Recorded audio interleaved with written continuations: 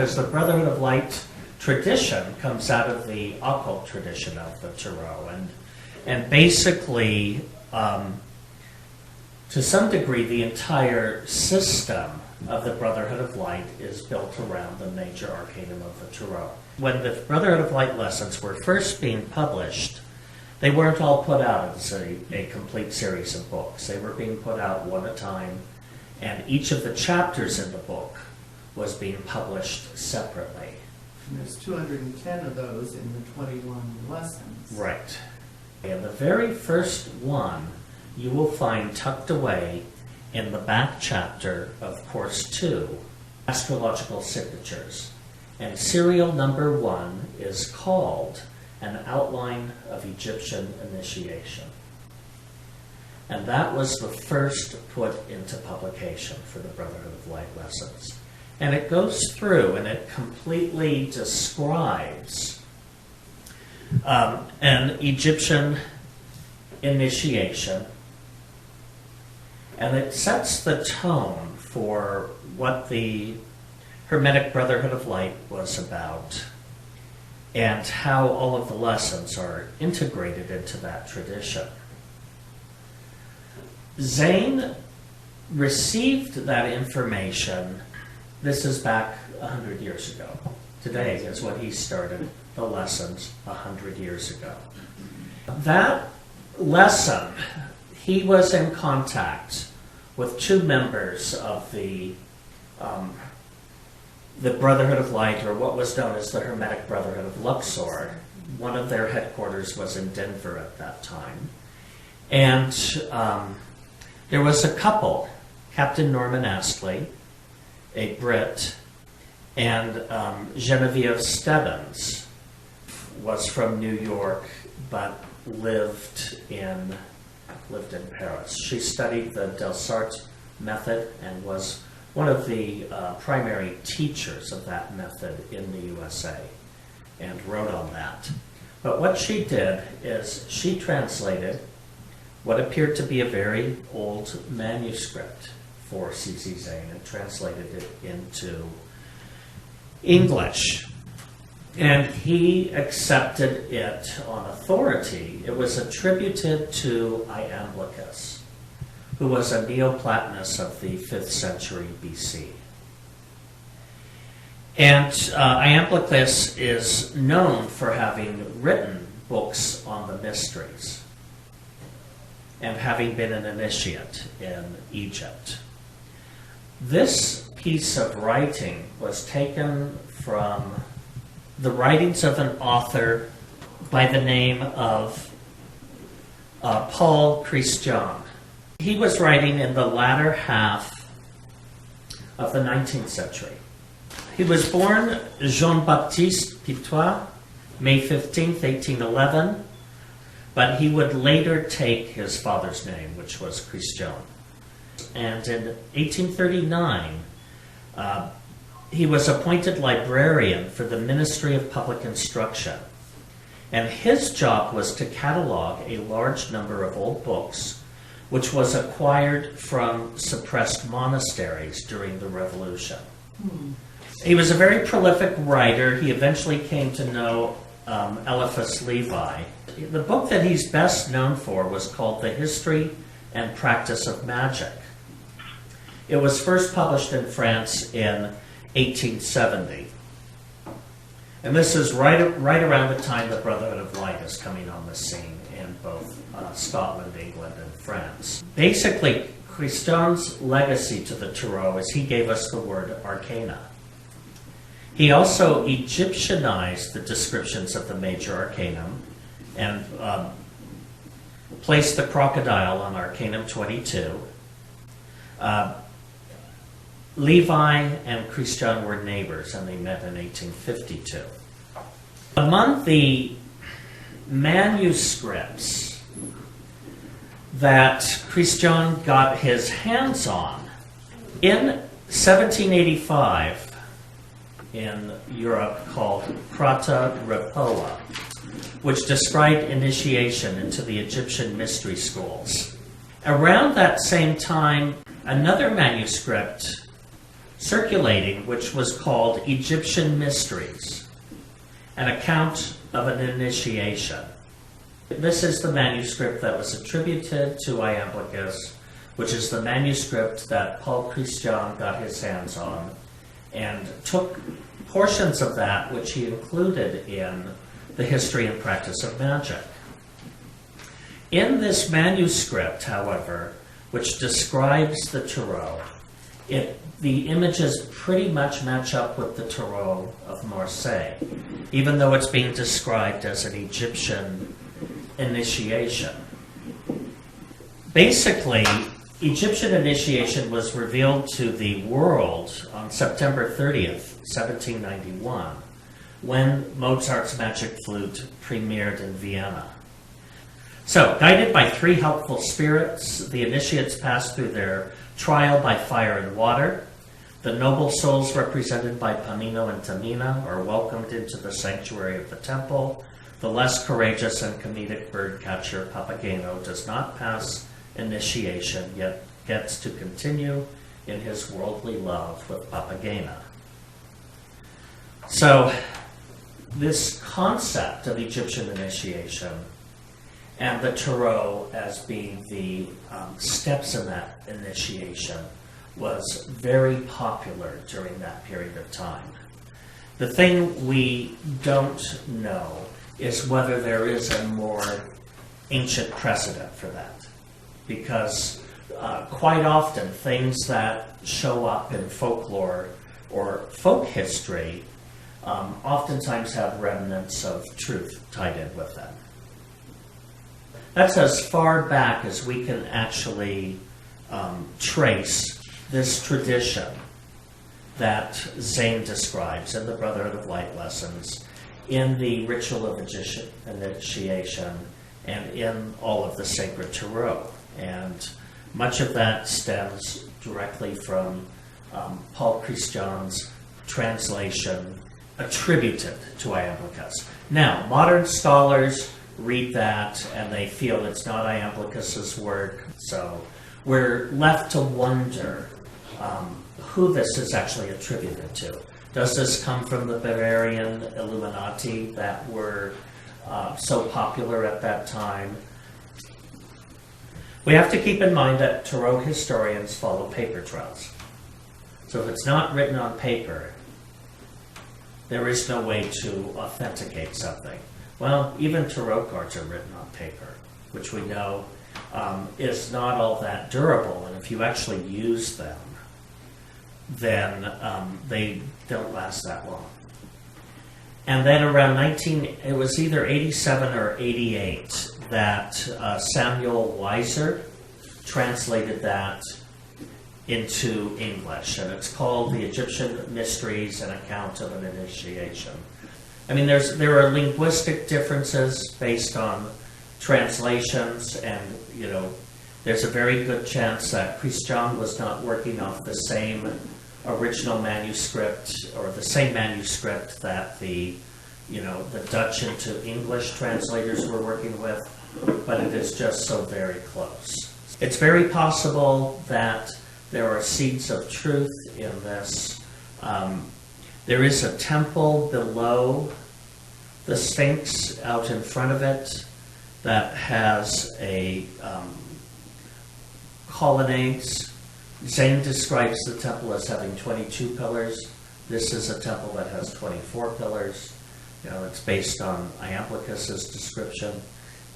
We don't know if these stories hark back to antiquity or not.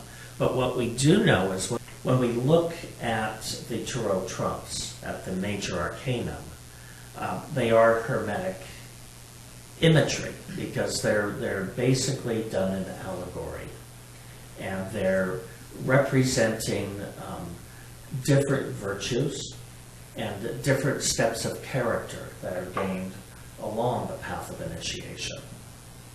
Now, Zane even recommends towards the end of Course 6 that you have 3 decks.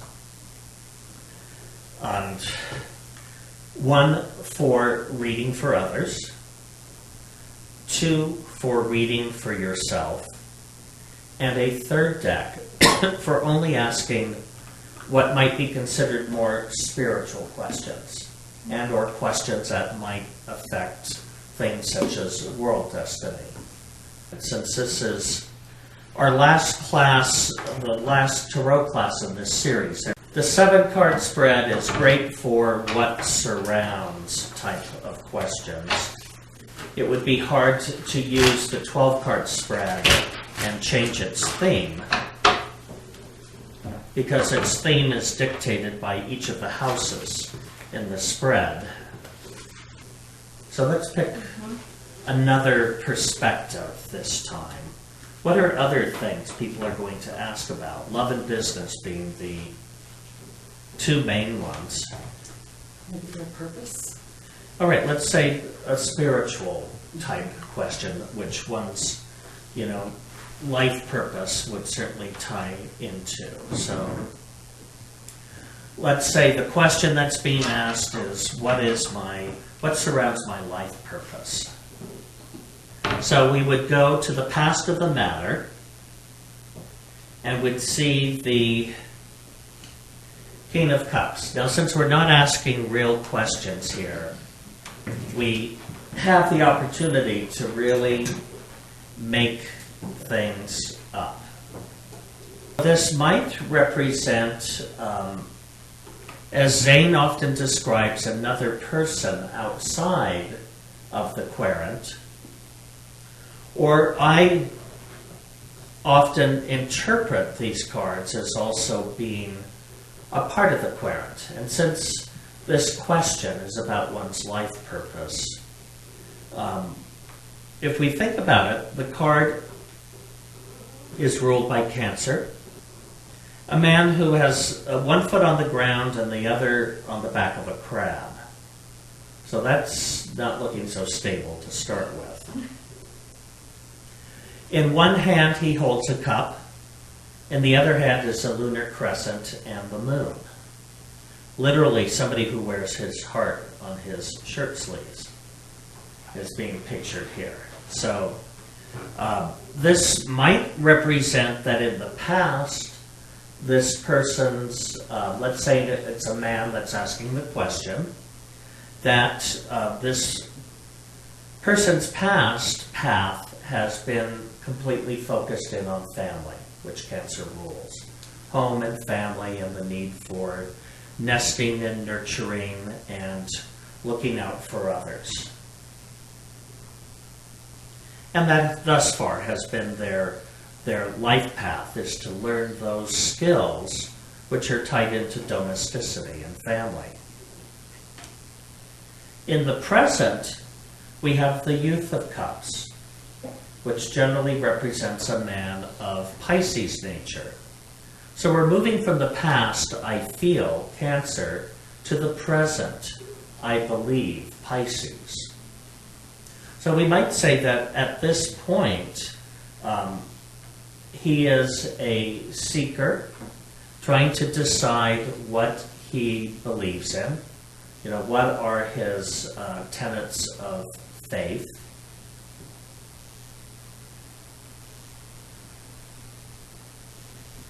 Yet this card is interesting in that the young man's hands are tied.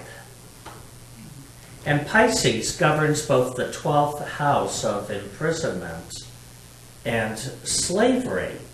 So from this we might see that he's somebody that still may be bound to certain duties, responsibilities, inhibitions, or restrictions that are impacting his life.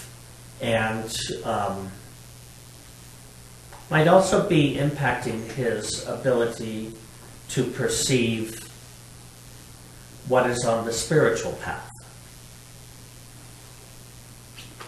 The future is Arcanum 11, the Enchantress, sometimes known as strength or fortitude.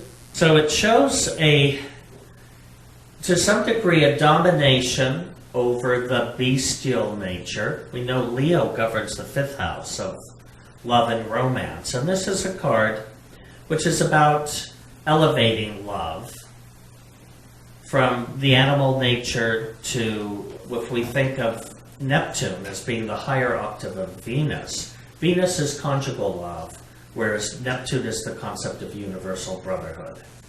It has to do with empathy and compassion and feeling a connectedness to other life forms. So we might describe from this, just from this triangle of past, present, future, that this is somebody whose life's purpose thus far has taken them through the experiences of home and family.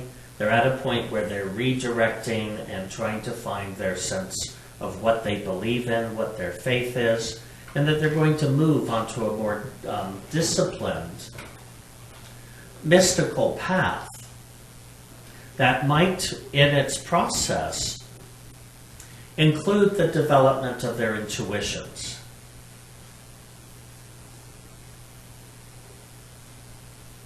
Now we go to the second trine, and the fourth card is the individual's ability to control the matter. Here we have Arcanum 2, which we call Veiled Isis. This is a card which has to do with delving into the mysteries. It's a woman seated, which shows going into a receptive state. Generally, when we meditate, we do so in a seated position. Here she is seated at the threshold of the sanctuary between these two pillars. And so we might advise this person that part of their life purpose at this point is to start studying the mysteries. She has a book. Not only is she veiled, indicating that the truth is partially veiled to us, but she has a book half hidden on her lap. We call it the Book of Nature, or the Book of Nature's Laws, which are only partially revealed. So that this is a time in this person's development towards spirit of having to develop discernment, discrimination, analysis, the ability to discern between reason and intuition, possibly indicated by the two pillars. But the one thing that Arcanum 2 always promises is labor. That whatever you want, you will have to work at it. So, the environment here is Arcanum 8, known as the balance or justice. In this person's progress towards discerning their place in God's great plan, they have to find a sense of balance. And this might mean that they're moving away from the hecticness of family. Maybe this is somebody who's at retirement age and where their kids have moved out. They've got empty nest now, and they're able to rethink what's happening.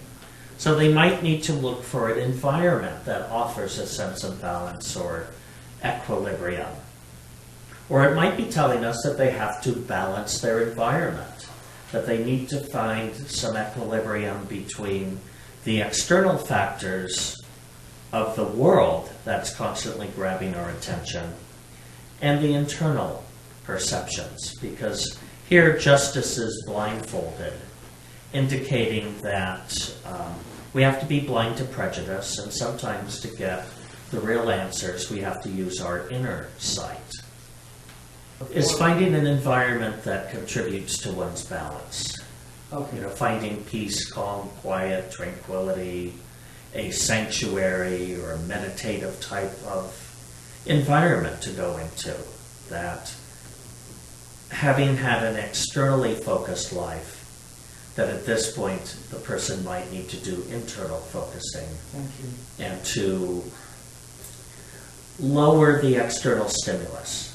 But sometimes you have to do, because not everyone can just get into their gypsy wagon and go live in the Hamas. Yeah. You know, sometimes you may still be 8 years from retirement, and damn it, you're going to make sure you get those retirement benefits. So you have to stay and work, while you're still trying to pursue this esoteric path. The opposition here is the Six of Swords. This is a very curious card because it is externally, it's read as dissipation. Somebody who can't focus their energies. And the internal meaning to this, we gain from the upper right corner, which shows this is the Capricorn decanate of Taurus. This constellation here is the constellation of Auriga, the charioteer, who holds on his lap two kids, two baby goats. Apollo's job was to drive the chariot during the daytime across the sky, which pulled the sun, and that brought daylight. Phaeton wanted to do his dad's job, and he was begging him, like any teenager wanting the keys to the car to gain greater independence. Phaeton kept, saying, "Daddy, give me the keys, give me the keys." He wanted to drive these horses. And so finally one day Apollo relented, and he let him do his job for the day. Well, Phaeton had no control over those horses. Horses know their master, and horses know if you're able to control them or not. And what did they do? Ran away with him. They ran away with him. In some places they went up so high that the earth became cold and frozen. In other places they came so close to earth that vast deserts were created and people got burned and turned black. That was the Greeks' explanation for the people of sub-Saharan Africa. And basically, things were getting really crazy, and people on Earth were petitioning Deus, or Zeus, the great god of the heavens, to do something about this. Well, whenever Zeus had to solve a problem, what did he do? One quick toss of a thunderbolt, and you were dust. So, Zeus sent a thunderbolt, knocked Phaeton out of the car. He fell into the river Eridanus, and the horses returned home to their stable. So the inner meaning to this card, after that long meandering story, is mastership. And it's a card that discusses the fact that it really is unsafe to do, to try and have your psychic sensitivity exceed your ability to control it. Otherwise, like Phaeton, dangerous things can happen. And oftentimes people are attracted to ritual, metaphysics, occultism, without really purified desires. They want to have the secret powers that might be associated with that. And if one has not really developed their sense of self-mastery, and they start to develop psychic skills or powers in advance of the development of self-control, then disaster happens, much like with Phaeton. And you'll get one of Zeus's thunderbolts, which will knock you back on your ass to Earth. So that's the opposition. And the outcome here is the Three of Coins, which is exoterically read as a marriage for money. But the inner meaning, this is the Gemini decanate of Libra. This is pictured in the heavens by the constellation Lupus, which is a wolf. This is a wolf which is impaled on the end of a lance held by Centaurus, the second centaur in the heavens. And the intermeaning for this is read as expiation. Sacrifice. Expiation is basically paying for your wrongdoings. You have to expiate your sins, so to speak. We need to go back and give our querent something helpful that they could leave with and not feel, frightened about their life path. And so right now we're sort of looking for themes, and there are none. None of these cards are interrelated. They're each unique and individual. Only thing we have is 2 cups, which is water. So if we think of water as being tied in with one's life path, then that's the element which has to do with compassion, sensitivity, understanding, emotion. This can be both the caring for others, which the water signs are trained to do. They have the ability to succor and nurture those in need. But the water signs also represent the intuitive. So, past, we might go back and reiterate. It looks like your life path thus far has been strongly geared around gaining the experiences of family. And that right now you're free to move in a new direction, and you're seeking and trying to figure out what you believe and what you don't believe. And you are going to be moving towards a more intuitive, esoteric, mystical type of future. But you have to think long and hard about the path you take before you take it, and determine that you're really at the right school, the right sanctuary, the right doors to do your study. Then you're going to need to look for an environment that supports you, either by having a retreat type setting for reflection and finding your life path, or figuring out how you can carve that into your current existence. And knowing that you'll be tempted to want to use your mystic powers for possible personal gain. It's going to be very important to remember to not exceed your ability to have self-control over any skill, talent, or intuitive ability you try to develop. And if you fail, then you will end up paying the price. If you succeed, you'll be amply rewarded for your efforts. That's how I would interpret the 3 as the outcome, and to be able to give it a better spin. If it's a marriage, and it comes about as a result of having paid one's dues and rectified one's karma, as it were, as an outcome card for a spiritual path, it might have that subtle, sublime reward. Right, we could interpret the end result of all of this as being union with the soulmate, though 3 of Coins generally shows a more mercenary outcome. But the coins, again, we can stretch the interpretation that coins represent energy. So money is a form of energy. Just as electricity runs in currents, we call money currency.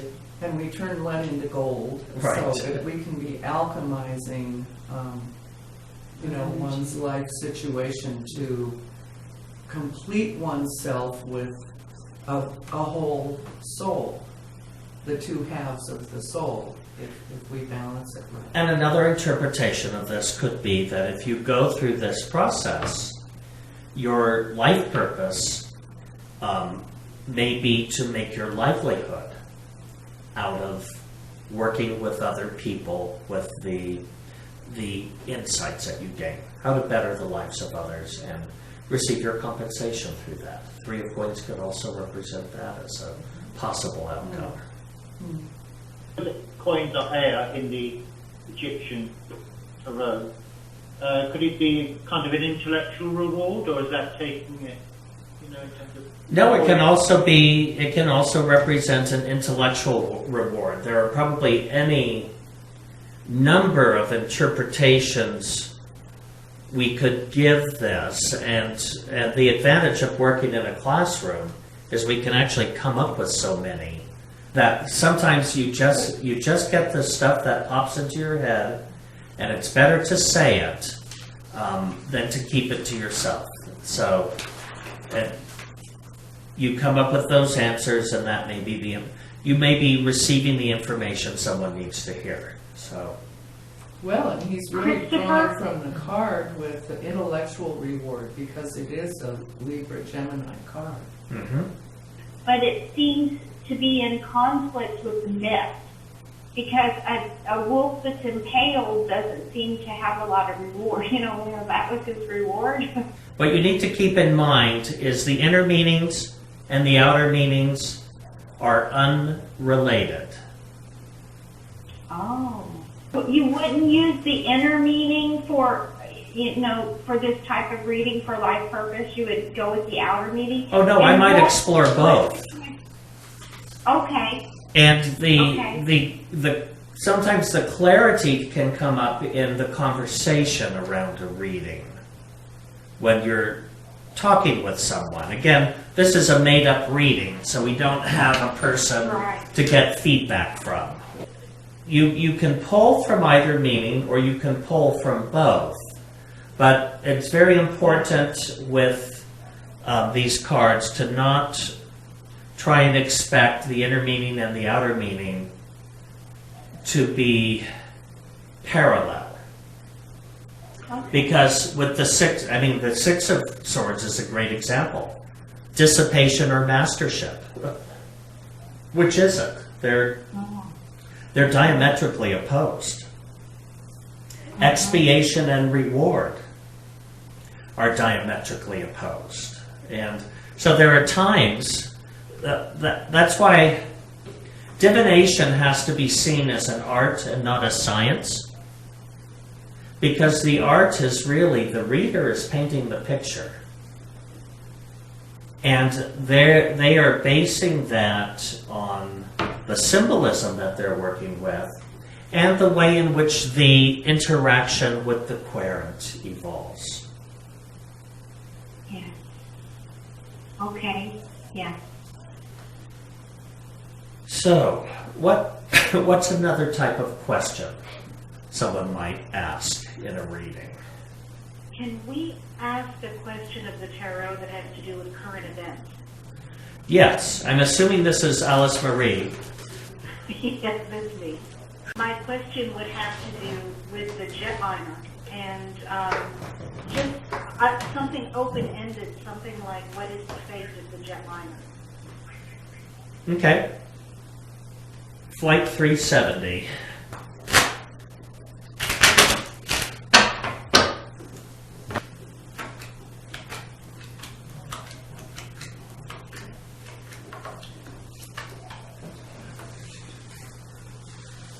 All right, the past of the matter is the King of Coins. This represents a man of Gemini temperament.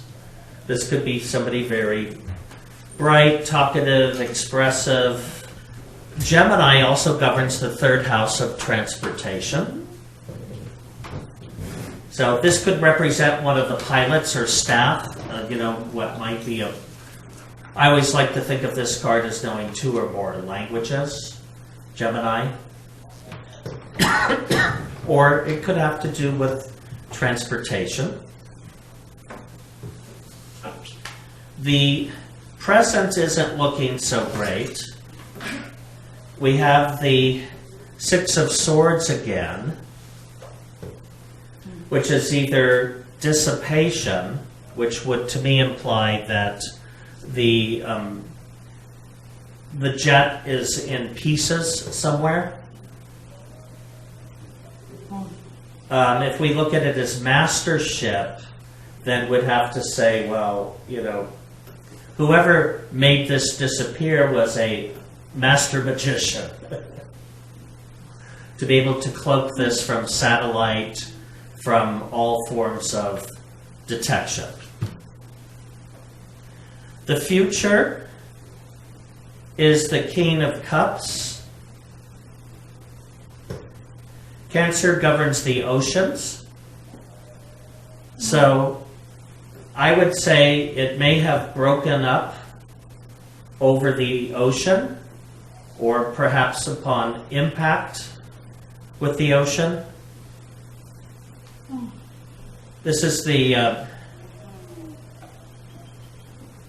King of Cups reversed. So a woman of Cancer temperament. The ability to control the matter is Arcanum 8, or Justice reversed, the balance. I think it may really take some time to narrow the search or even know where to search. It's even possible with, let's say, with oceanic currents that, you know, pieces of this may have moved around. So there may be a long inquiry into what's actually happened. The environment shows the Youth of Cups reversed, or a woman of Pisces temperament. Again, it's something watery, which leads me to believe that it may ultimately be found in water and not on land. The opposition to the matter shows a Youth of Scepters reversed. And I'm not sure how to interpret this. This could, it could show a foreign woman. I don't know if this may have gone down as a result of something going on in the airline itself.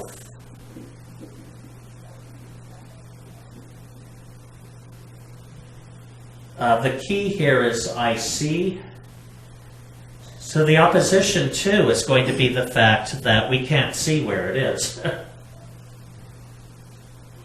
that it's going to be almost impossible to locate. But the outcome is the Horseman of Cups, right side up. So, which normally represents a happy ending, but I don't think that means they're going to find all 200 plus passengers on a life raft somewhere and everyone gets home safely. This may just be that they finally get a conclusion and people can feel some sense of closure with what happened.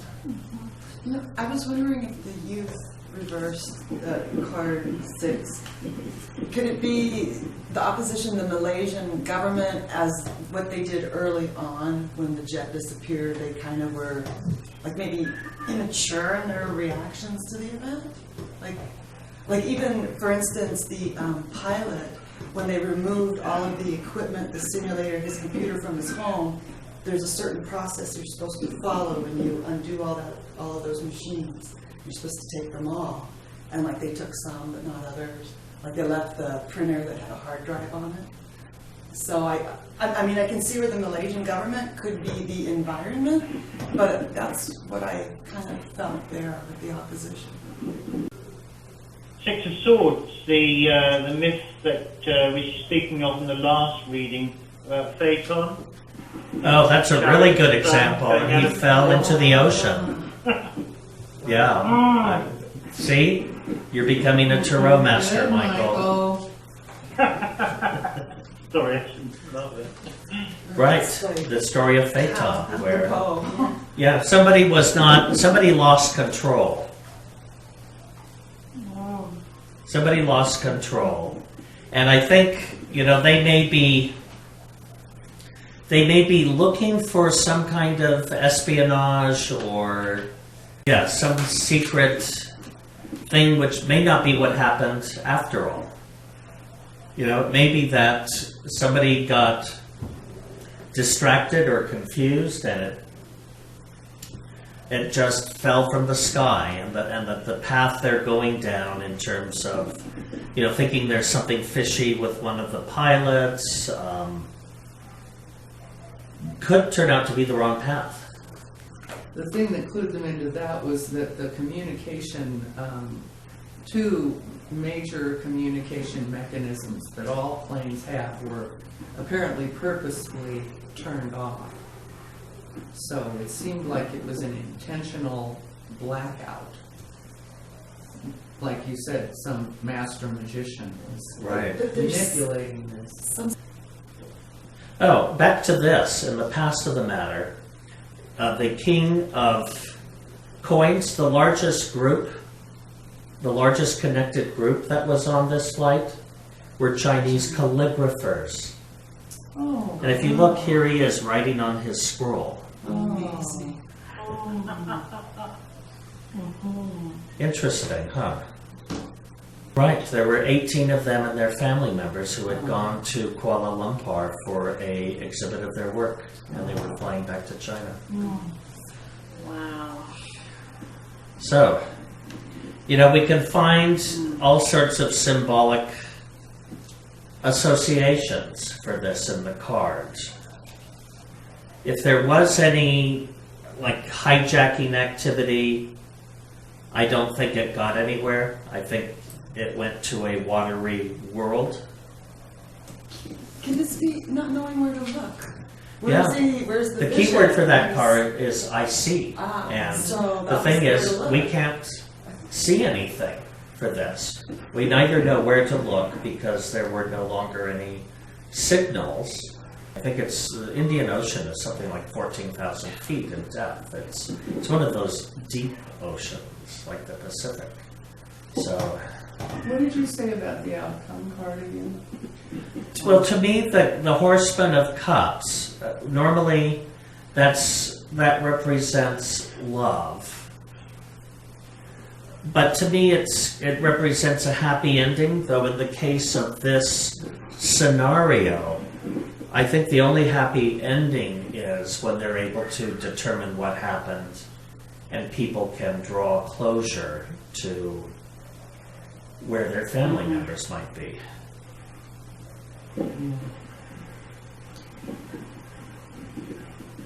So time will tell. We'll see if we get any news in the next month with location, pieces of the plane washing up on foreign shores. Maybe the people that were on the plane, it's different for the people, their family members that survived, but on some level, maybe they are happier now being out of the body, and maybe on some strange level, it was a happy ending in a sense for them, and they feel like, gosh, you poor people that are in your bodies. I don't know if that. That's always I'm not sure. I don't know. always a possibility, and People aren't so stressed after the fact. right. But we are over here in our worries. Though, certainly, at least from spiritualist literature, the descriptions of when family members are really agitated or mourning, souls are oftentimes drawn to those circumstances, wanting to comfort and or Yeah, make let contact. them know or, that right. everything's okay, that they're Exactly. not in pain. And so many people I know, when they've lost a family member or a loved one, they'll have dreams or other scenarios where that will take place, and they'll just, the soul lets you know it's okay. I'm okay. All right, last question before we run out of time. We've got about another 10, 12 minutes here tonight. Christopher, I had a question about something from the Sacred Tarot where it was talking about the numerological formula, I think. But I will tell you Zane's formula, I don't know where it came from. But the formula is 1932 What about- does add up to 15. 1 plus 9 is 10, 3 plus 2 is 5. Since it's below 22, anything that's below 22 in our system is considered a full number. In other numerological systems, I believe in the Pythagorean system, we're working with a Chaldean system, and in the Pythagorean system, they reduce the numbers below 10, 9 and below. So 15 would correspond to Arcanum 15, which is a Saturn influence, the Black Magician. But let's do a name. So let's try Holly, Okay. and I think H is 8, O is 16, L is 12, L is 12, Y is 10, N is 58. So 58 is above 22. And 5 plus 8 is 13. Oh, great. So the key to your name is 13, which is death and transformation. And that's the key. It vibrates to Aries. So we would look at your chart to see where Aries is, and we would know that whenever people think or call Holly, they're stimulating that area of your chart. Now, what we do is we then do 58 minus 13, which is 45 by my reckoning. But 45 divided by 9 is 5, plus 1 is 6. So your name would be the key of 13 on the deca of 6, which is the two paths, trials and tribulations. Or we could see it as being the energy of Aries and Venus. So we'd look to both areas of your chart to see what is being stimulated by that name. Oh, interesting. So I'm Aries rising, so that's... Then that is stimulating your personality, your health, your self-expression. And if your rising sign is harmonious, then it will, benefit you. If it's discordant, you may have headaches. So basically, we're subtracting the number. 9 is the number of,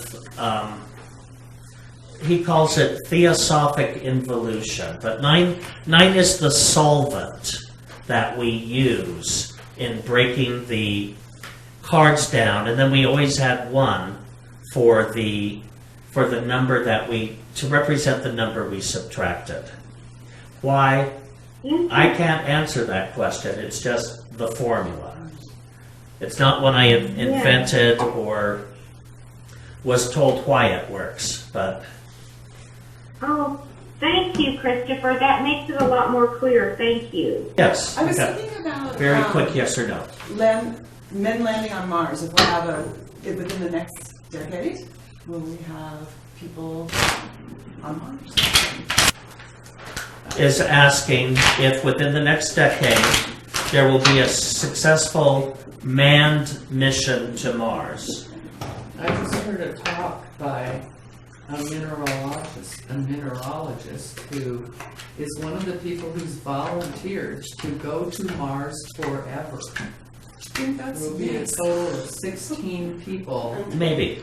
This must be the geologist or the mineralogist. So there is a volunteer. In the past, there's a man of Taurus temperament, the King of Swords.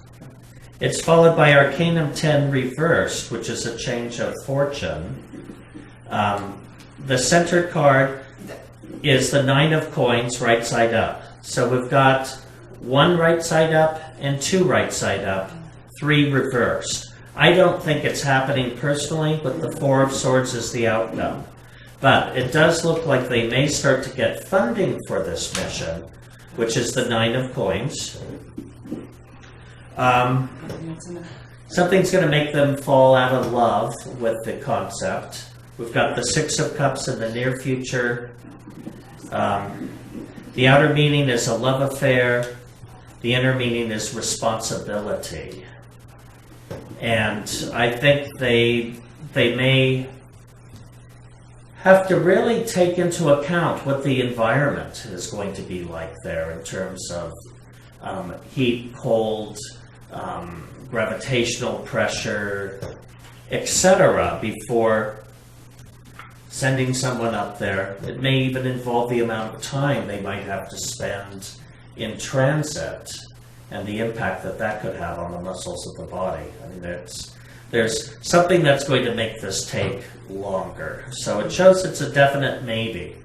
And but the outcome card being the 4 of swords makes me think that it could get postponed or pushed off longer because of their sense of responsibility to the pioneers who will be venturing out there. All right. Well, this is the end of the Tarot section of these intensive classes. In 2 weeks, Paul will start up again with the astrology seminar, and it's been a pleasure working with all of you these past 4 or 5 weeks, however long it's been. And with you. Thank you Thank you so much, Christopher. You're welcome. Thank you, Christopher. Great class. Yeah. And Yeah.